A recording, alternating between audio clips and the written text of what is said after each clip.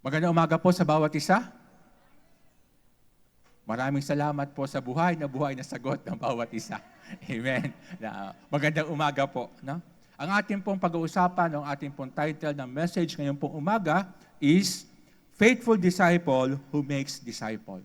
Di ba? Ang tapat na alagad na gumagawa ng mga alagad. At ang ating pong teksto ay makikita po natin sa 2 Timothy chapter 2 verse 1 hanggang 2. Or sa Tagalog ay pangalawang Timoteo, talatang 2, kapitulo 2, talatang 1 hanggang 2. At ito po ibasahin po natin mga kapatid, basahin po natin to, namnamin po natin ang salita ng Panginoon na para bang ang Diyos mismo ang nangungusap sa atin sa pamagitan ng kanyang salita. Ready? 1, 2, 3. You therefore, my son, be strong in the grace that is in Christ Jesus. Verse 2, and the things that you have heard from me among many witnesses, commit this to faithful men who will be able to teach others also. Ngayon pong buwan ng June ay narinig po natin yung salitang disciple. Pag sinabing disciple, tayo po ay alagad ng atin Panginoon Hesukristo. Mga kapatid, mga minamahal, maaaring wala ka sa fivefold ministry. Maaaring hindi ka tinawag ng Diyos na maging pastor. Maaaring hindi ka tinawag ng Diyos na maging teacher. Maaaring hindi ka tinawag ng Diyos na maging missionary. Maaaring hindi ka tinawag ng Diyos na maging evangelist. Maaaring hindi ka tinawag ng Diyos na maging apostle. Pero lahat po tayo, lahat ng mananampalataya ni Kristo ay tinawag niya para mag-alagad at maging alagad, maging disciple. Maging disciple. Kaya nga sabi niya sa kanyang salita, go ye therefore and make disciple of all nation. Bakit po? Kasi nga po, ikaw at ako ay tinawag niya para maging alagad niya. Diba? Maging alagad niya. And therefore, pag sinabing alagad, tayo po ay sumusunod kay Kristo. Tayo po ay tumitingin kay Kristo. Tayo po ay nakikinig kay Kristo. At tayo po ay handang ibigay ang atin buhay kay Kristo. Yun po ang ibig sabihin ng alagad. At ang alagad po, hindi po pwedeng basta alagad ka lamang, kundi ang dapat bigyan din po natin dito ay yung tapat na alagad, faithful disciple.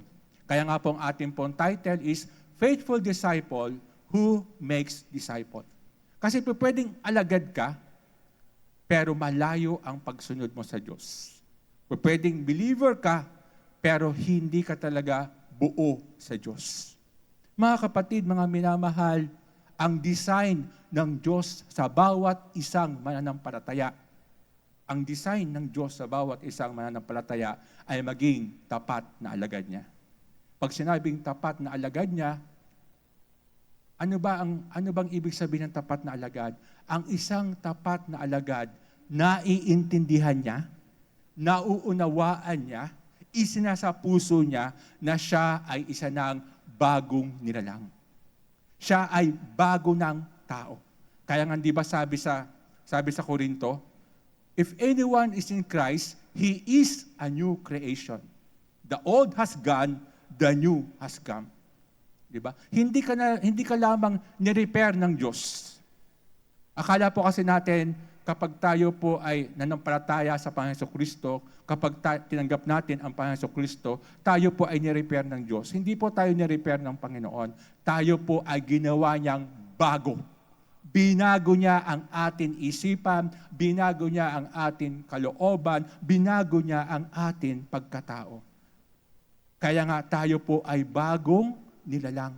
Kapag disciple ka, kapag ikaw ay faithful disciple, kapag ikaw ay tapat na disciple, ang nasa isip mo, ang nasa kalooban mo, ang nasa kaluluwa at espiritu mo, ikaw ay isa ng bagong nilalang. Hindi ka na makasalanan, ikaw ay pinatawad na. Hindi ka na namumuhay sa maruming pamumuhay, kundi ikaw ay sumusunod sa Panginoon Hesukristo. Ang isang tapat na alagad, mga kapatid, mga minamahal, ay namumuhi sa lahat ng uri ng kasalanan. Diba? namumuhi sa lahat ng uri ng kasalanan. Pag ikaw ay tapat na alagad ng Panginoon Hesukristo, hindi ka magpapatuloy sa kasalanan. At hindi lamang magpapatuloy, kundi talagang aayawan mo ang kasalanan. Dahil alam mo na ikaw ay isa ng bagong nilalang. Ikaw ay isa ng disciple ni Kristo. Ikaw ay isa ng alagad ni Kristo. Ikaw ay isa ng tagasunod ni Kristo. And therefore, kamumuhian mo ang kasalanan. Mamumuhay ka ng malinis. Ang tapat na alagad, mga kapatid, namumuhay ng malinis. Kaya may nakakakita sa iyo o wala. Kaya ikaw nasa loob ng kwarto mo o nasa labas ng kwarto mo. Kaya ikaw ay nasa loob ng bahay mo o nasa labas ka ng bahay mo. Kung ikaw ay nasa church o wala ka sa church. Kung ikaw ay nasa opisina mo o wala ka sa opisina mo, saan man lugar naroon ka, alam mo na ayaw mong mamuhay sa karumihan. Gusto mo na ikaw ay maging malinis sa harapan ng Diyos. Yun po ang tapat na alagad. Diba? Na kahit walang nakakakita sa iyo, sumusunod ka. Diba? Malinis ang isipan mo, malinis ang puso mo, malinis ang kalooban mo. Malinis ang pagsasalita mo. Hindi ka nagdaraya, hindi ka nagmumura, hindi ka gumagawa ng anuman kasamaan. Bakit? Kasi ikaw ay tapat na alagad ni Kristo. Yun po ang ibig sabihin ng tapat na alagad. Diba? Pangatlo, ang ibig sabihin ng tapat na alagad, siya po ay sumusunod kahit gaano kahirap yung gawin ang tama. Mga kapatid, mga minamahal, ang lahat na nakasulat sa salita ng Panginoon ay katotohanan. At ang lahat ng katotohanan ay napakahirap gawin. Aminin man natin o hindi. Anuman bagay ng totoo, ito ay mahirap gawin. Diba? Kaya nga, diba, may mga tao na sabi nila,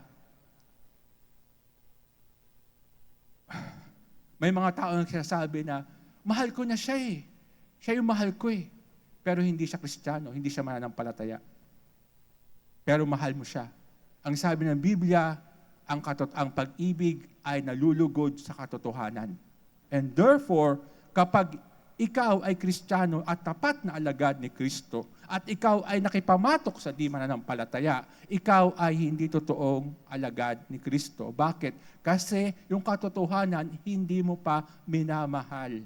Ayaw mong sundin yung katotohanan. Hindi tayo dapat makipamatok sa mga di mananampalataya. Kaya yun, ang katapatan po, ang pagiging tapat na alagad ay pagsunod kahit gaano kahirap gawin ang tama. Di ba? Gawin ang tama.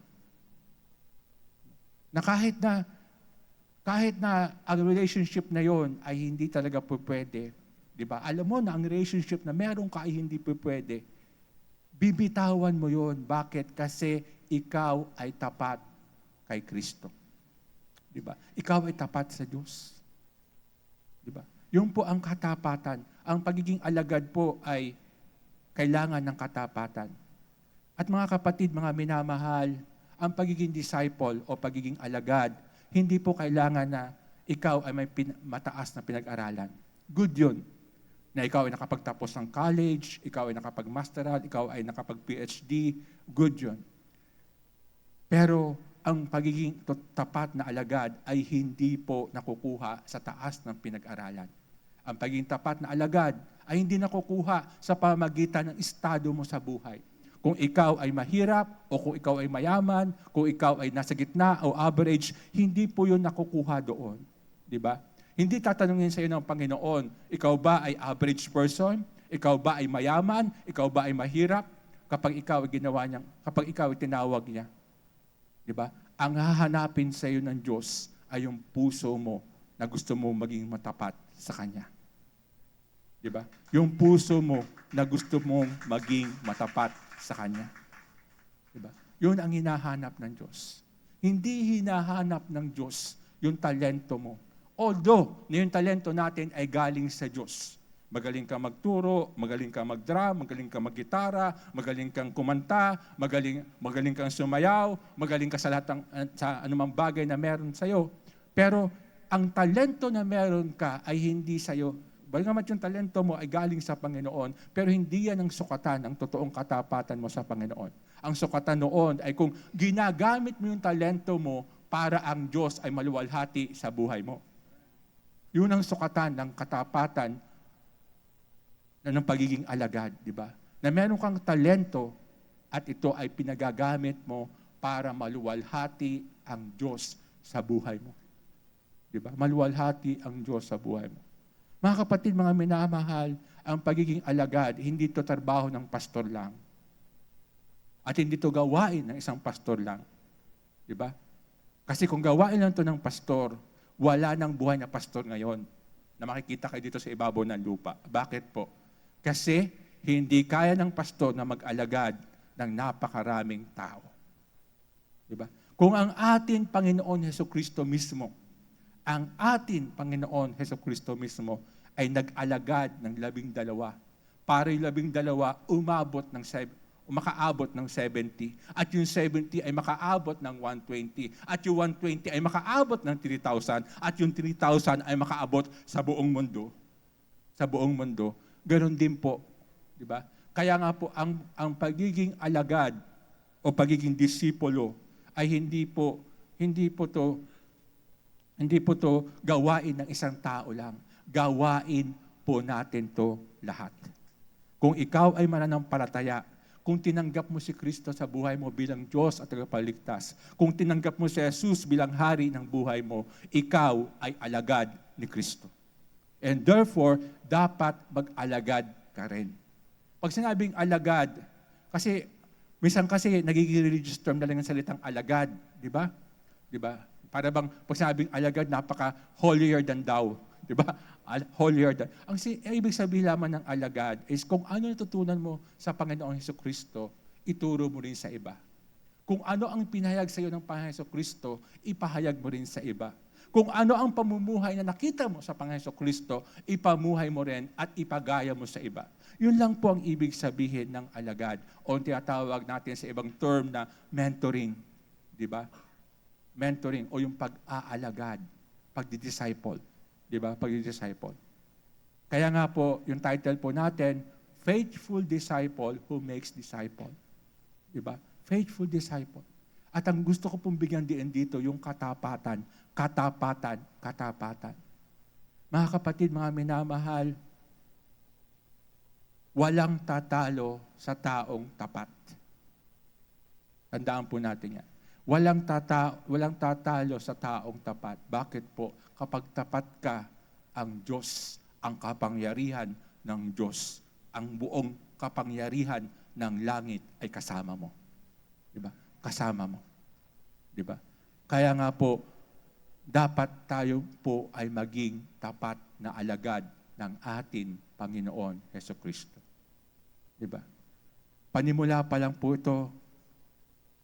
Alam niyo po, habang pinag-aaralan ko po itong preaching na to, sabi ko kay Lord, Lord, medyo mild lang yung gagawin, medyo mild lang to.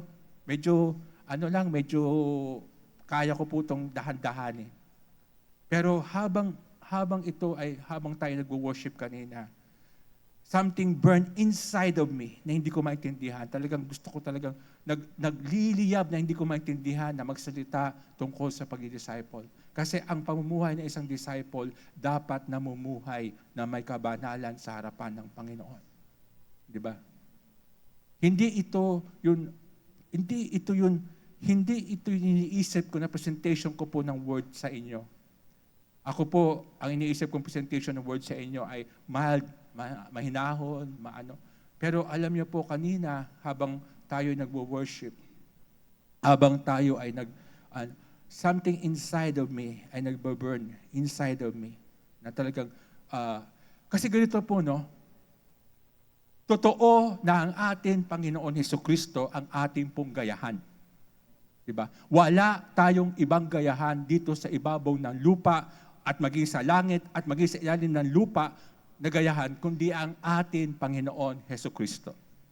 Pero ang ating Panginoon ay nag-entrust ng mga tao na kung saan pwedeng maging tagapanguna mo, pwedeng maging tagapag-alaga mo, pwedeng magkalinga sa iyo. Kaya nga sabi ni Pablo, di ba sa Biblia, imitate me as I imitate Christ.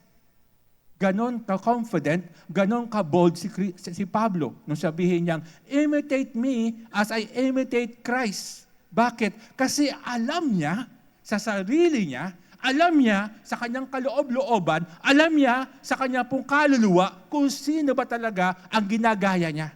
Ang ginagaya niya ay si Kristo. And therefore, kaya niyang sabihin kahit kaninong tao, kahit sinong tao, pwede niya sabihin, gayahin niyo ako dahil ako ay sumusunod kay Kristo. Imitate me as I imitate Christ. Diba? Mga kapatid, mga minamahal, ito po ang disciple na hinahanap ng ating Panginoon. Yung mga tao na kayang sabihin sa iba, gayahin ninyo ako dahil ginagaya ko ang Panginoon Hesukristo. And therefore, dapat alam natin ang kahalagahan ng katapatan sa paglilingkod sa Panginoon.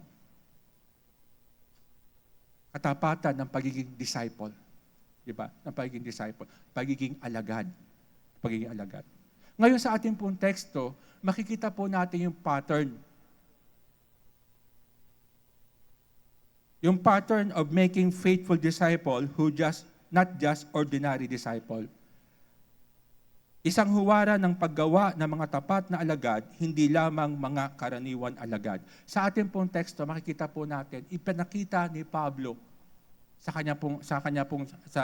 dito po sa ating teksto, kay Timoteo, 2 Timothy chapter 2, verse 1 hanggang 2. Yung pattern, yung huwaran, yung gayahan, kung paano ba magkakaroon ng isang tapat na disciple o tapat na alagad ng Panginoon Hesukristo.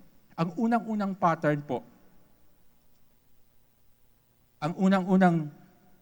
ay strengthening by grace. Pagpapalakas sa pamagitan ng biyaya ng Diyos. Pagpapalakas sa biyaya ng Panginoon. Kung babasa natin yung verse 1 ng ating pong teksto. You therefore, my son, be strong in the grace that is in Christ Jesus. Para ikaw pala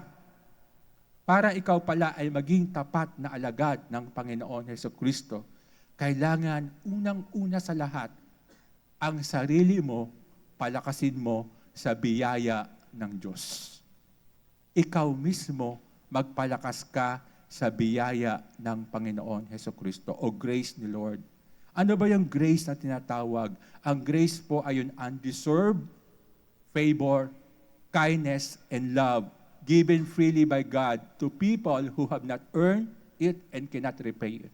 Ang biyaya daw o ang grace, ito daw po ay undeserved favor, hindi karapat-dapat na pabor sa atin. Ito daw po ay kagandahan loob ng Diyos sa atin. Ito daw po ay pag-ibig ng Diyos sa atin. Doon sa mga binibigay ng libre doon sa mga tao na nais sumunod sa Kanya.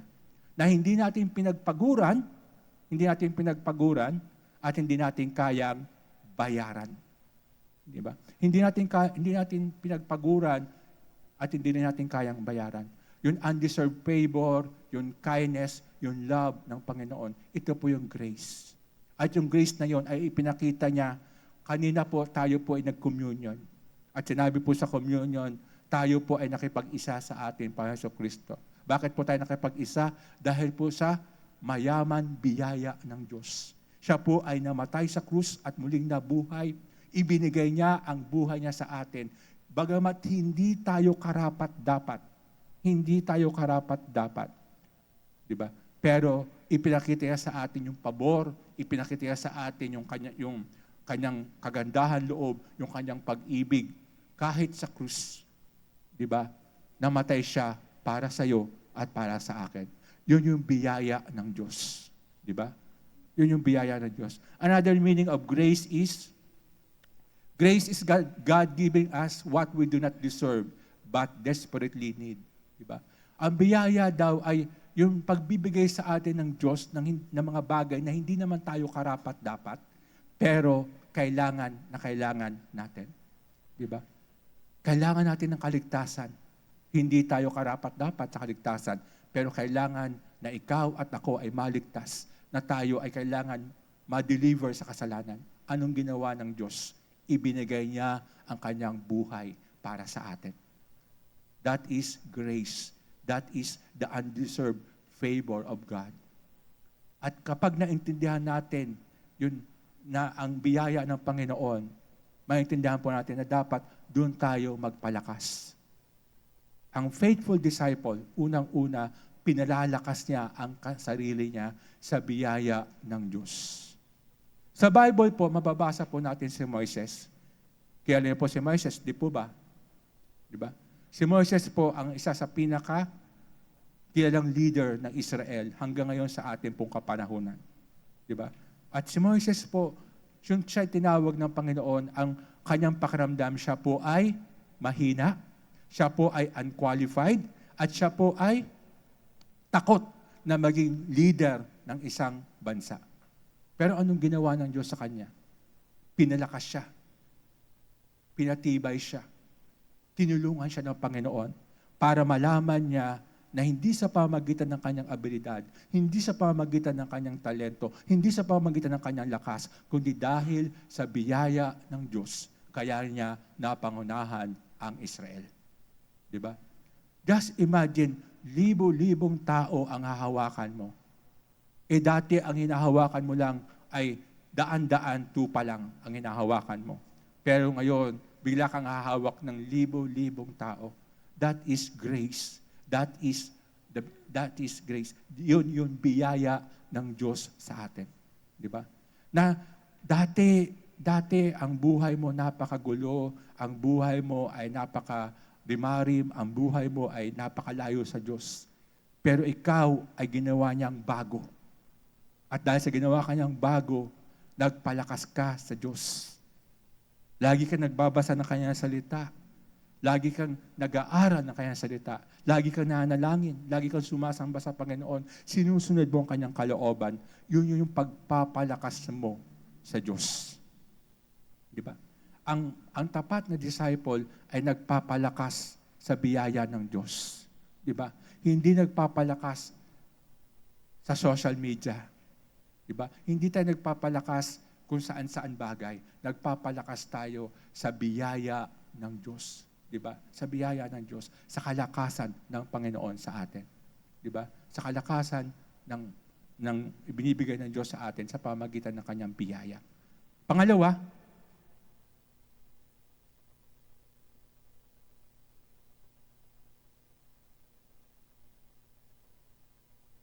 rooted and sound teaching. Rooted and sound teaching. Balikan po natin yung ating pong teksto, verse 2. Sabi doon, and the things that you have heard from me. And the things that you have heard from me. Diba? Rooted and sound teaching. Ibig sabihin, nakaugat ka sa tamang doktrina o tamang katuruan. At ito po, ang sabi ni Pablo, yung mga bagay na narinig mo mula sa akin, nakaharap yung maraming saksi, ito ang ipamuhay mo. Di ba? Rooted in teaching. Ang tapat na alagad, tandaan po natin mga kapatid, rooted yan sa sound doctrine. Di ba?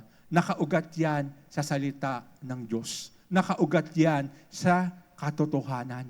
Di ba? Sa katotohanan. Di ba?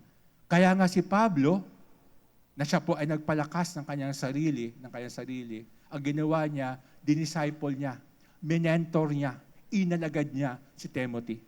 At lahat ng bagay na kanyang natutunan, ipinasa niya kay Timothy.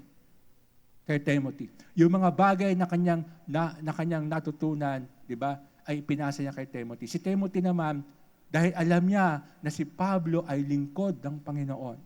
Alam niya na si Pablo ay sumusunod sa Diyos, tinanggap niya yung katotohanan. Di ba? Yung mga bagay na narinig niya magmula kay Pablo, na itinuturo ni Pablo magmula sa salita ng Diyos, ay tinanggap niya. Tinanggap niya yung katotohanan. Di ba? Rooted in the teaching. Mga kapatid, mga minamahal, ang tapat na alagad ng Diyos ay talagang nag-aaral at nagbubulay-bulay ng salita ng Diyos. Whether you like it or not, ayaw mo man o gustuhin mo, hindi po pwedeng ikaw ay Kristiyano na hindi nagbabasa ng salita ng Panginoon. Bakit?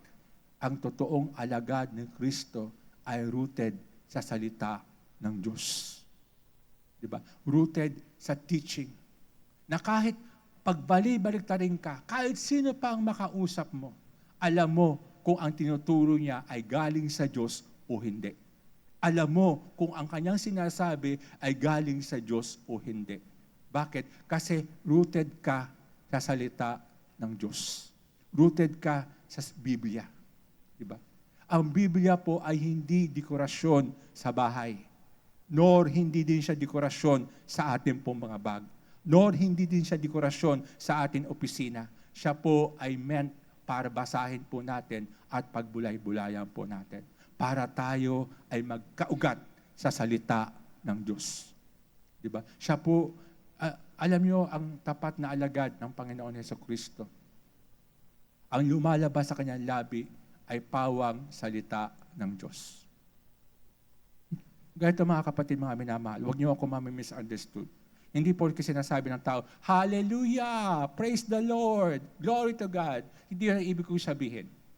Ang sinasabi ko po sa inyo, ganito, kapag tapat na alagad ka ng Panginoon, ang lalabas sa iyo ay yung kapangyarihan ng salita ng Diyos. Hindi yung mga religious thing ng mga bagay. Diba? Na kapag nagsalita ka, diba? Kapag nagsalita ka, may kapangyarihan.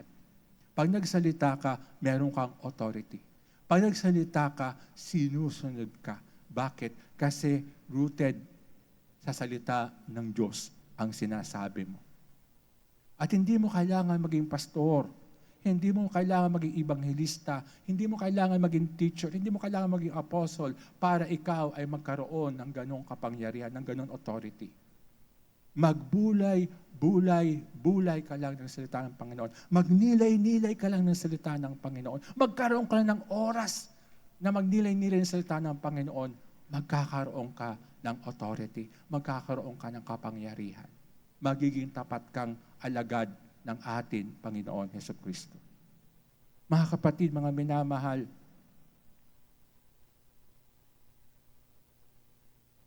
may mga taong nagfo-fall sa kasalanan not because mahina sila.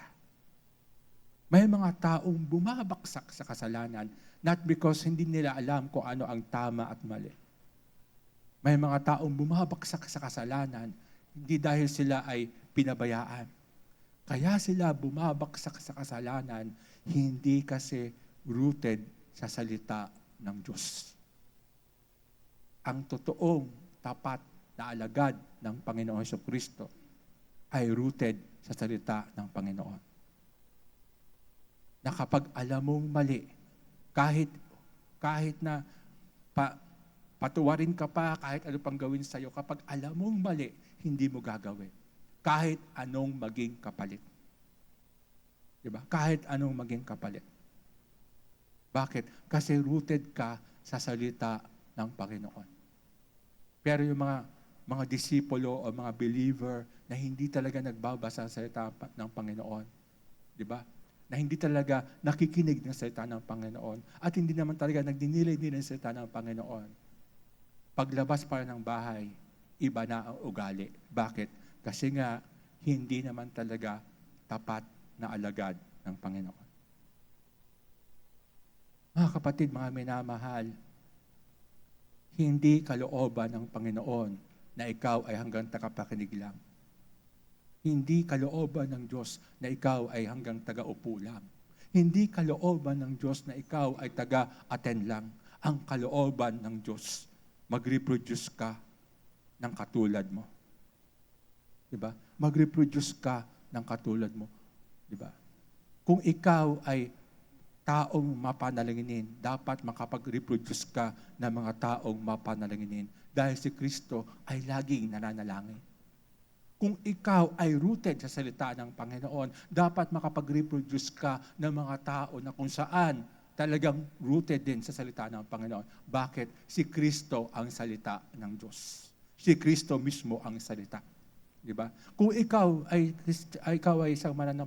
isang tao na kung saan namumuhay sa kasalanan at namumuhay sa kabanalan, dapat makapag-reproduce ka rin ng mga tao na namumuhay sa kabanalan at namumuhay sa katwiran. Di ba? Namumuhay sa katwiran. Diba? Pero kapag hindi ka makapag-reproduce, ibig sabihin, pag sinabing reproduce, hindi mo ma-replika ang Panginoon Jesucristo sa buhay mo. Na yung sinasabi ni Pablo na imitate me as I imitate Christ, di ba? Ay hindi makita sa buhay mo. Di ba? Hindi ka tapat na alagad ng Panginoon. Isa ka lang ordinaryong mananampalataya. Isa ka lang ordinaryong disciple. Bakit? Kasi nga hindi ka nakarooted sa salita ng Panginoon. Mga kapatid, mga minamahal, gusto ko po i-share sa inyo to.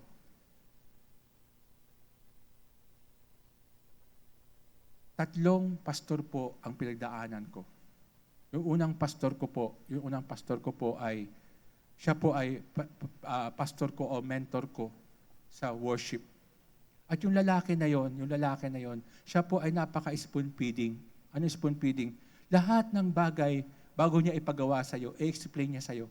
O, ganito gagawin mo ha? Ito gagawin mo ha? Ito ang, para ka makasamba sa Panginoon, buksan mo yung Bible, buksan mo sa Psalms, tapos awitin mo yung Psalms, para ikaw ay totoo makasamba sa Panginoon. Ganun siya magturo. Di ba? Ganun siya magturo. Yung pangalawang pastor ko po, ay DIY. Do it yourself. Pag sinabing DIY, do it yourself. Di ba? Pag sinabi niya, hindi ka tuturuan mag-Bible study. Dadalhin ka niya sa Bible study. Di ba? At sasabihin niya sa'yo, Brother Arnel, ikaw na magturo dyan. Di ba? Ikaw na magturo dyan. Ikaw na magturo dyan. Di ba? Minsan, one time, sabi niya sa akin, Arnel, umattend ka nga ng seminar sa Bible League kasi may seminar sila about evangelism. Sabi ko naman, siyempre, pastor. Alam nga naman di ako sumunod, pastor yun eh. Diba? Kahit may klase ako, dahil first year college pa lang ako, sabi niya sa akin, umattend ka. Di, umattend ako. Kasi Sabado naman eh. Sabado, nagkataon na wala akong klase.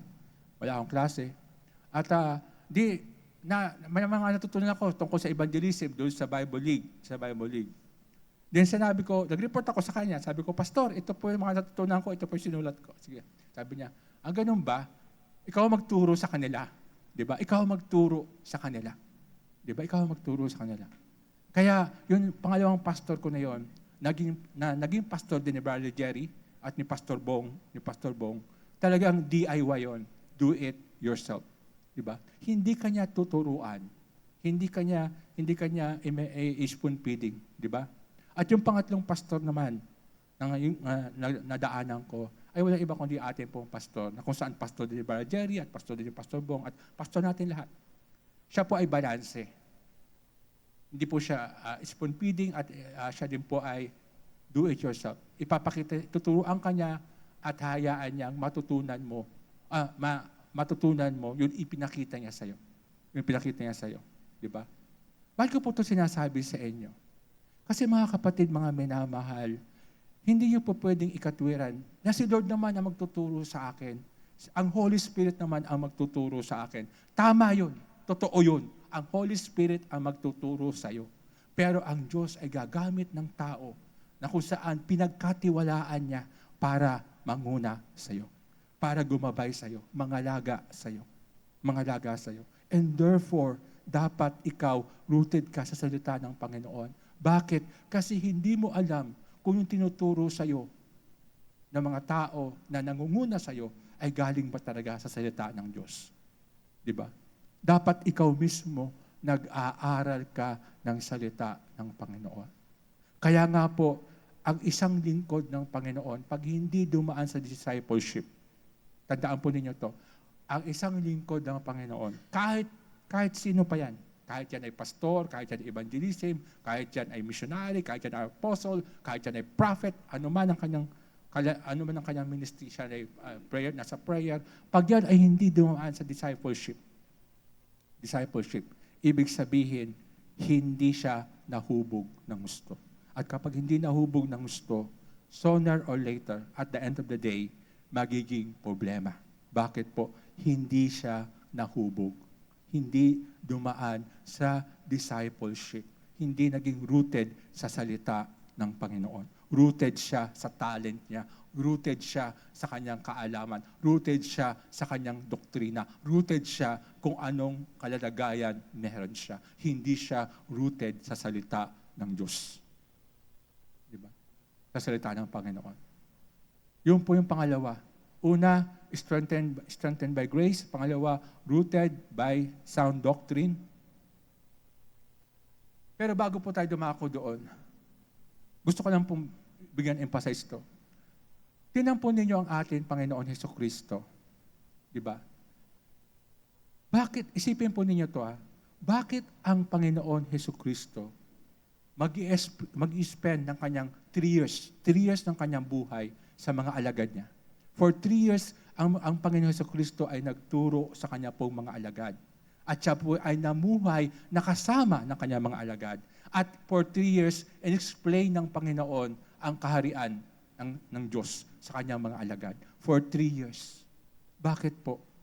Kasi gusto niya na maging rooted yung kanyang mga alagad. Kung ang Panginoon Hesukristo nag-spend ng 3 years para po sa kanyang mga alagad, how much more tayo na hindi mag-spend ng ating pong buhay para magpa-mentor sa mga taong inilagay ng Diyos na tagapanguna sa iyo. Diba? Inilagay ng Diyos na tagapanguna sa iyo. Diba? At ikaw din naman, pagdating ng panahon, ay magturo sa iba. Mag-invest ka rin ng buhay mo sa iba. Kung anong tinuro sa iyo, ituro mo rin sa iba. Diba? Ituro mo rin sa iba. Diba? Yun po yung una.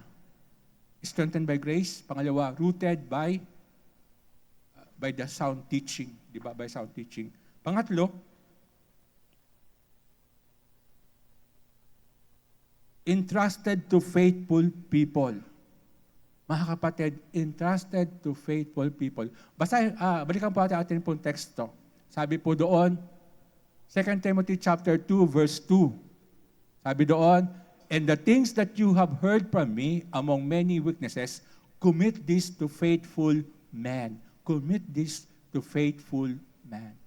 Kung anong narinig mo, kung ano ang itinuro sa iyo, kung ano ang ipinasa sa iyo, ito din ay ibigay mo sa mga taong tapat. Faithful man. Kaya nga kapag ikaw ay disciple o mentor, di ba?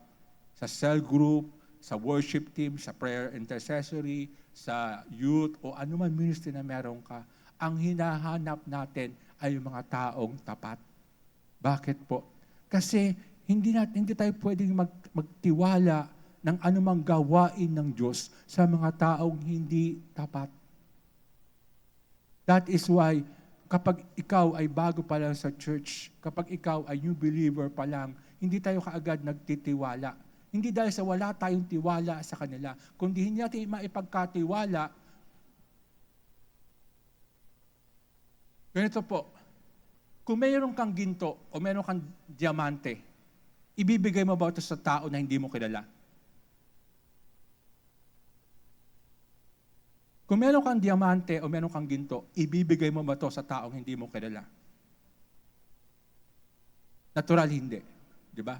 In the same way, tayo po bilang mga anak ng Diyos, hindi natin pwedeng ibigay ang anumang bagay na precious sa harapan ng Panginoon sa mga taong hindi pa natin kilala.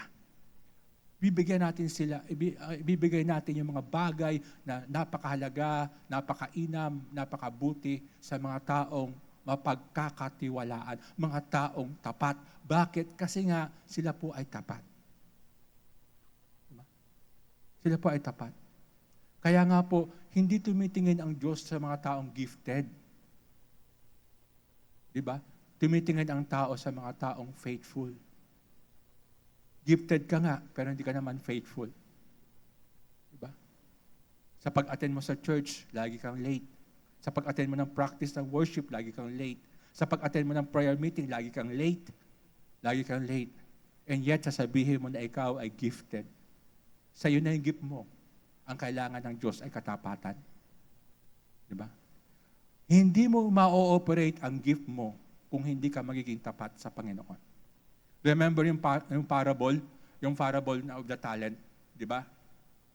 Makikita natin doon sa Matthew chapter 25, Matthew 25, nasabi na sa parable na yon, ang Diyos po ay nagbigay ng yung lalaki po ay nagbigay sa kanya mga alipin ng 5, 2, at 1. Di ba? Na talento. Anong ginawa ng 5? Ito po ay kanyang ginamit. Ito po ay kanyang pinagyaman. At yung pagbalik ng kanyang amo, ng kanyang master, ito po ay naging 10. Anong sabi sa kanya? Well done, faithful servant. Di ba? Ganoon din ang ginawa ng 2. Di ba? Yung 2, ginamit niya to, pinahalagahan niya to, sinilip niya to, talagang ginawa niya lahat ng bagay para doon sa talent na yon, madoble yung talent na yon.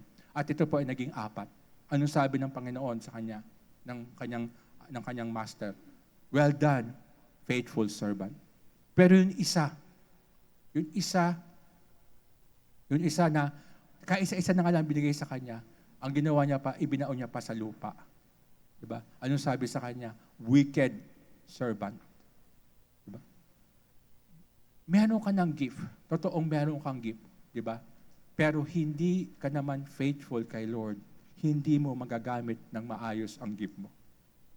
Diba? Hindi mo magagamit ng maayos ang iyong gift. Kung ano man talentong meron ka. Bakit? Hindi ka faithful kay Lord. Diba? Kailangan maging faithful tayo sa Panginoon. Tapat tayo sa ating panalangin sa Panginoon. Tapat tayo sa pagbabasa, pag-aaral, pagnilay-nilay sa salita ng Panginoon. Tapat tayong namumuhay ng malinis sa Kanyang harapan. Tapat tayong ama ng tahanan. Tapat tayong ina ng tahanan. Tapat tayong estudyante. Tapat tayong negosyante. Tapat tayo sa lahat ng bagay. Di ba? Sa lahat ng bagay. Bakit? Kasi ang katapatan ang hinahanap ng Diyos sa atin. Na tayo po ay maging tapat. Diba?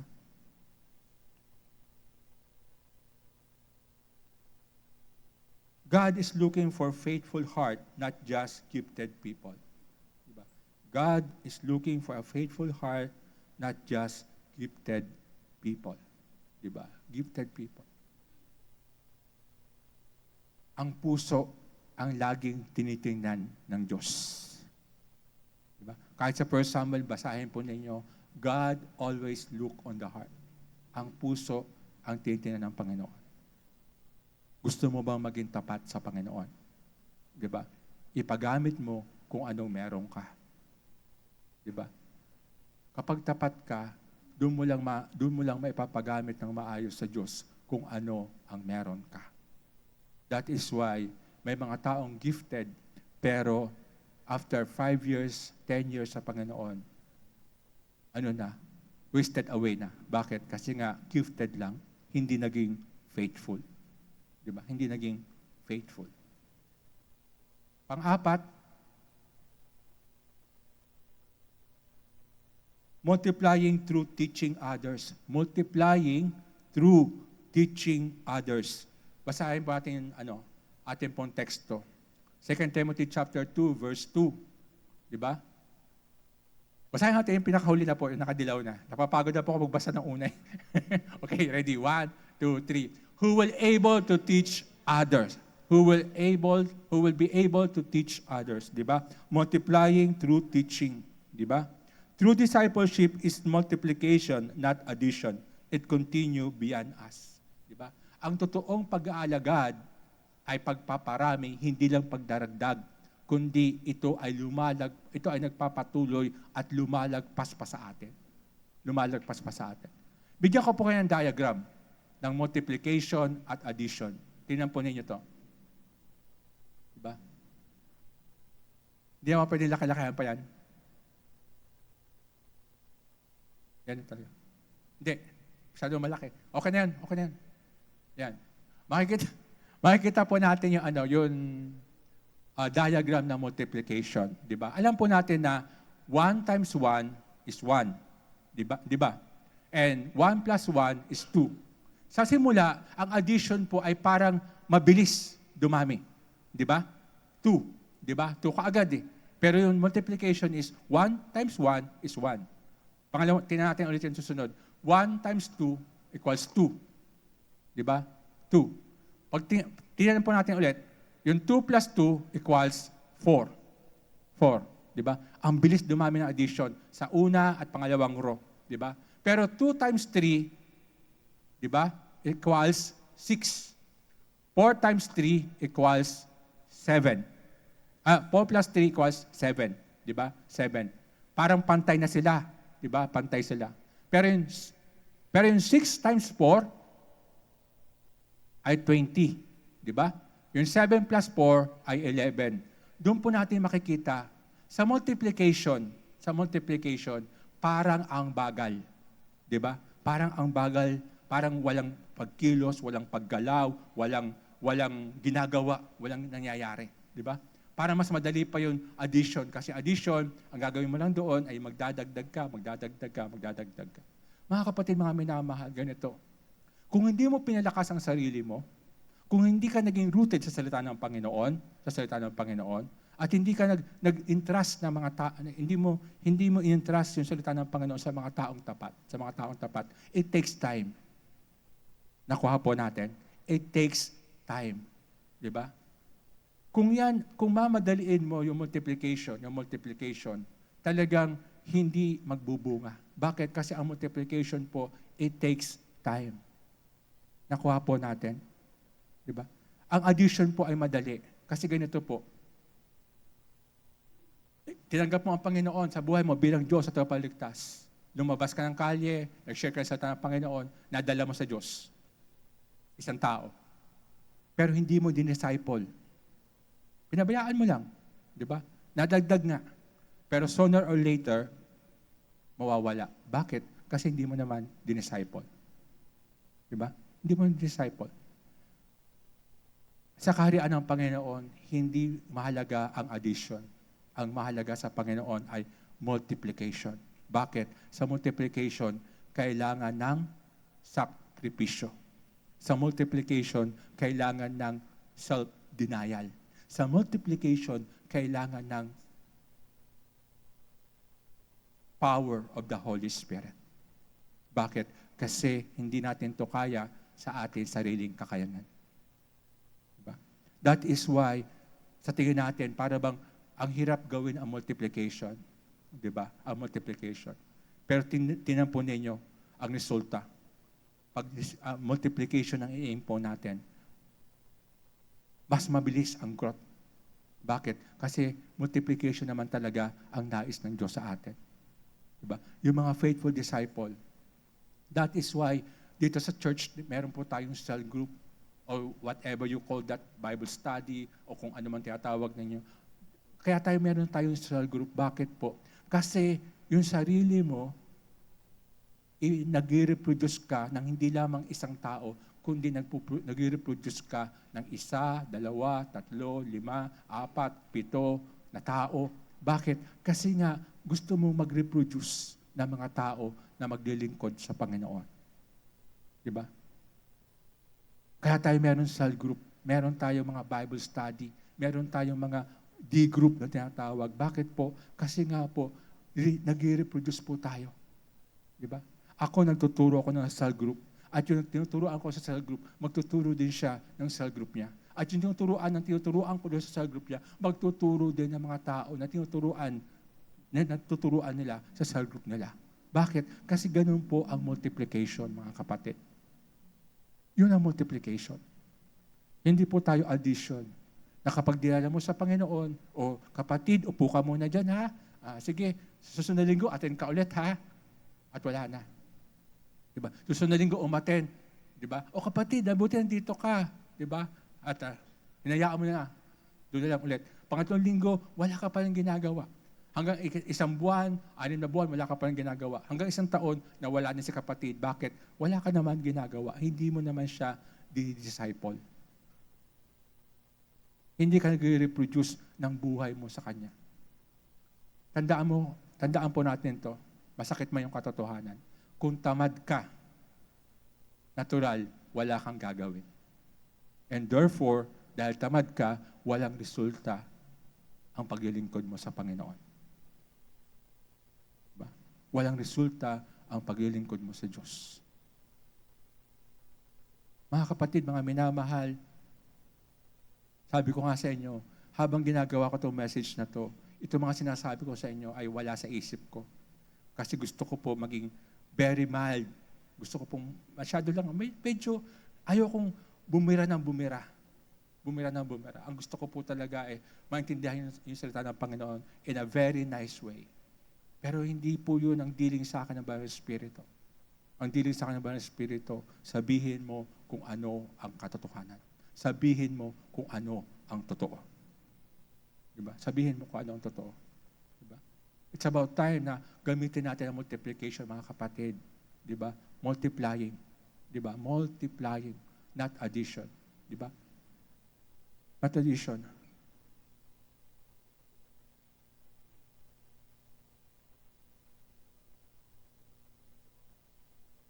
A faithful disciple does not stop on learning. They pass it on. Diba?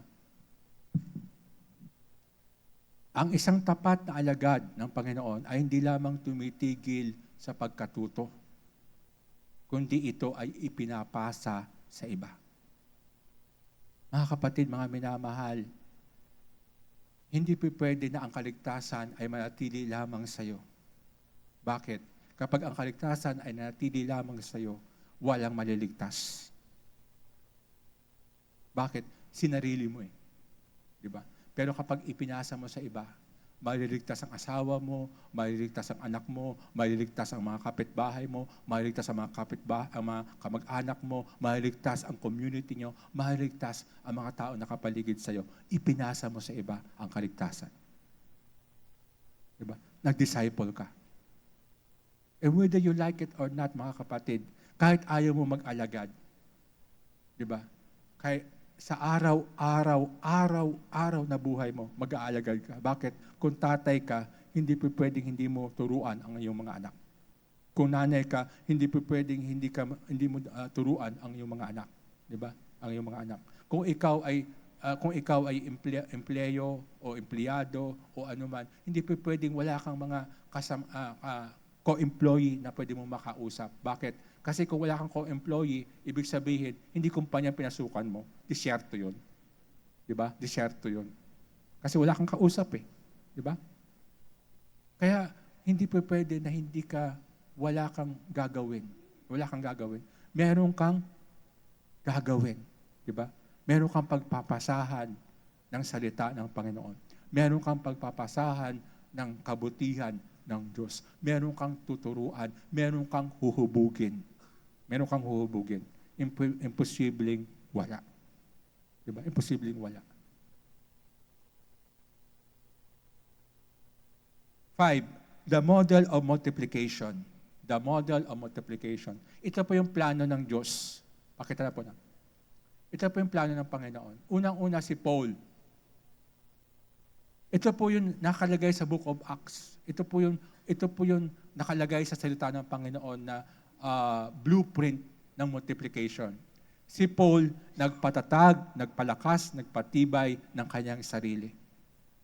Ang inuna ni Paul ay hindi ibang tao. Ang inuna ni Paul ay ang kanyang sarili. Ang kanyang relasyon sa Panginoon, ang kanyang pakikipagniig sa Panginoon, ang kanyang daily life sa Panginoon, ang inuna niya. And then, nag-alagad siya. At ito po ay si Timothy. Si Timothy po, kung ano ang natutunan ni Pablo, ipinasa niya kay Timothy. Lahat ng mga bagay na kanyang natutunan, magmula sa gabay ng Banal Espiritu, itinuro niya kay Timothy. At si Timothy naman, itinuro niya to sa mga taong tapat. Diba? At yung mga taong tapat naman, ay nagturo naman sa iba. Diba? Nagturo naman sa iba. Ito po yung plano ng Diyos. Ito po yung blueprint ng Panginoon sa discipleship. Diba? Ito po yung blueprint ng Diyos para ang mundo ay maabot po natin. Walang ibang paraan ang Diyos para maabot ang sanlibutan kundi sa discipleship. Through discipleship. Bakit po? Kasi ito yung paraan ng Panginoon. Ito ang ginawa ng Panginoon Jesucristo nung siya'y nandito sa ibabaw ng lupa. At ito rin ang gagayahin po natin habang tayo'y nabubuhay dito sa ibabaw ng lupa. Di ba? Habang tayo nabubuhay dito sa ibabaw ng lupa.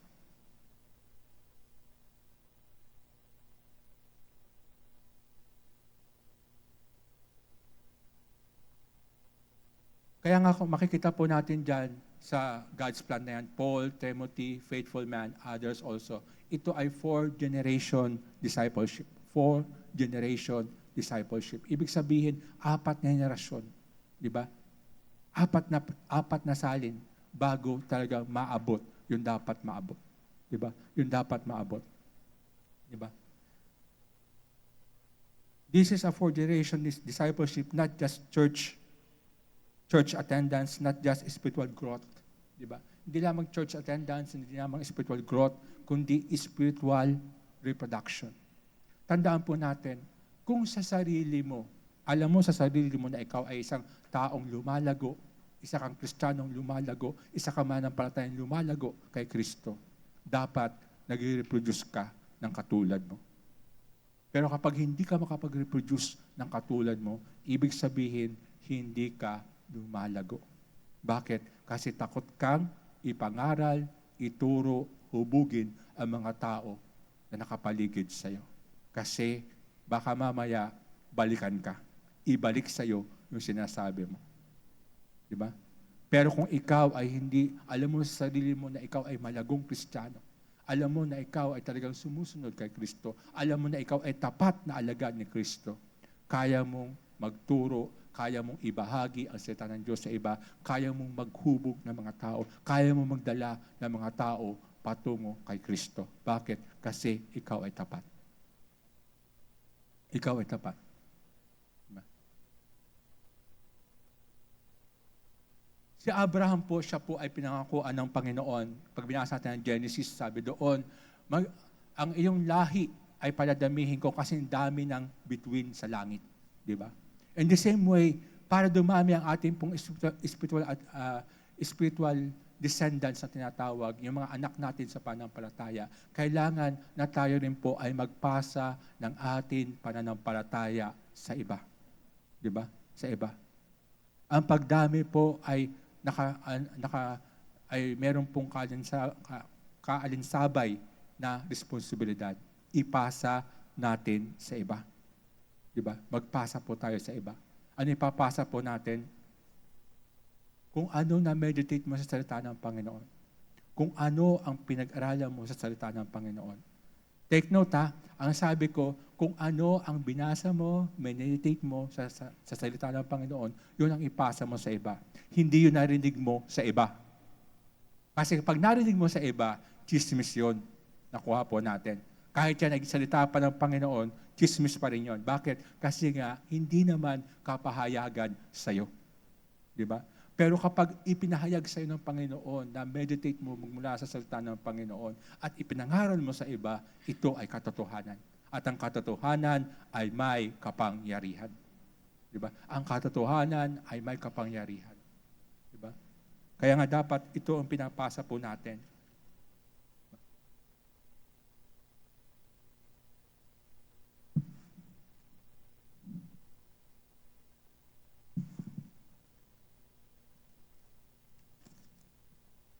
A growing faithful disciple will ask himself this.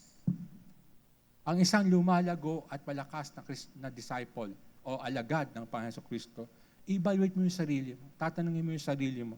Di ba? Unang-una, am I growing strong in God's grace? Ako ba ay lumalakas, tumitibay sa biyaya ng Diyos? Di ba? Ako ba ay lumalakas, tumitibay sa biyaya ng Panginoon?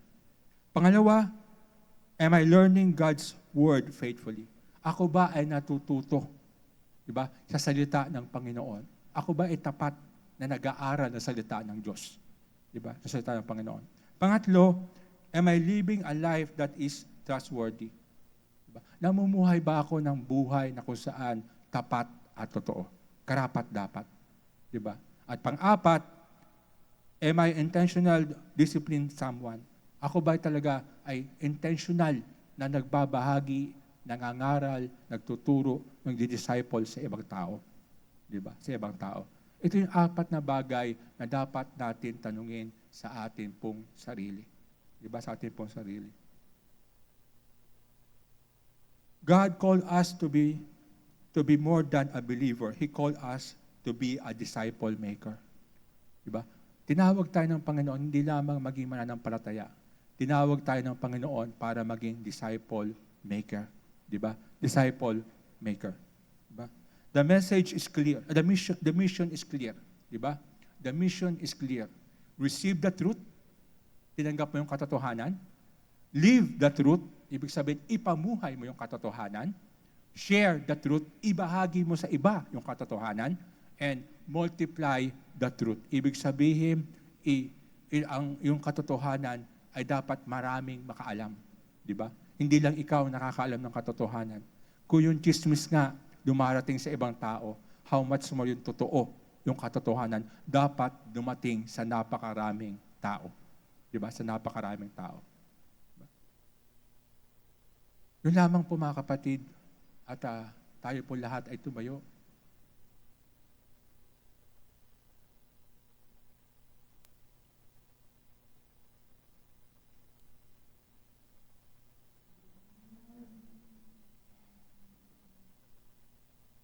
Si Pablo po nag-invest ng kanyang oras, unang-una sa kanyang sarili at sa Diyos. Pinalakas niya ang kanyang sarili. Pangalawa, nag-invest siya ng kanyang oras kay Timothy. Naghanap siya ng tao na kung saan pagpapasahan niya ng salita ng Panginoon. Huhubugin niya na sumunod sa Diyos. Di ba? Nag-invest siya ng oras. Tayo po ba bilang isang mananampalataya? Handa po ba tayong maging tapat na alagad ng Panginoon? Handa po ba tayo na sumunod sa Panginoon? Handa po ba tayong maghubog ng ibang tao patungo sa Diyos? Di ba? Mga kapatid, mga minamahal,